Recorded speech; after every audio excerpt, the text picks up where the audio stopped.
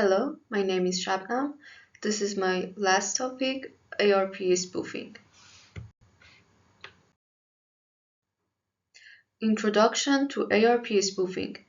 ARP spoofing is a network attack that targets the Address Resolution Protocol, which is used in local area networks to map IP addresses to physical MAC addresses.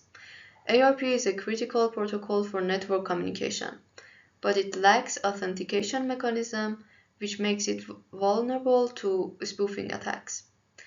In an ARP spoofing attack, an attacker sends forged ARP replies to poison the ARP cache of the device on the network. ARP spoofing is especially dangerous because it works at a very low level of the network stack. Since ARP operates before higher level security mechanism, many security controls are not able to detect the attack immediately. This makes ARP spoofing a popular technique in internal network attacks, especially in corporate environments and shared local networks. How ARP works. In Ethernet networks, devices communicate using MAC addresses, while higher level protocols use IP addresses. When a device wants to send data, it broadcasts an ARP request asking which device owns a specific IP address. The correct device replies with its MAC address, and this information is stored in the ARP cache. Because ARP is stateless, devices accept any ARP reply, even if it was not requested. Attackers exploit this behavior by sending forged replies. One way is man-in-the-middle ARP attack. The most common ARP spoofing technique is the man-in-the-middle attack. In this scenario, the attacker poisons the ARP cache of both the victim and the network gateway. Each device believes the attacker's MAC address belongs to the other party. The attacker forwards the traffic to avoid detection, making communication appear normal. This allows the attacker to intercept, monitor, or modify the network traffic without users noticing.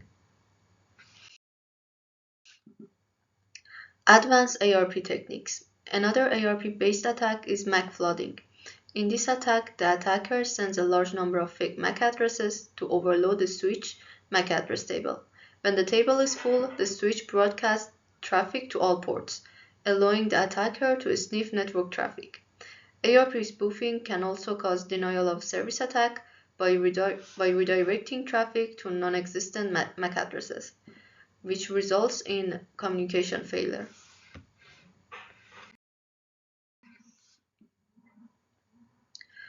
Tools and impacts. Tools like EtherCap, ARPoison, and Parasite automate ARP spoofing attacks.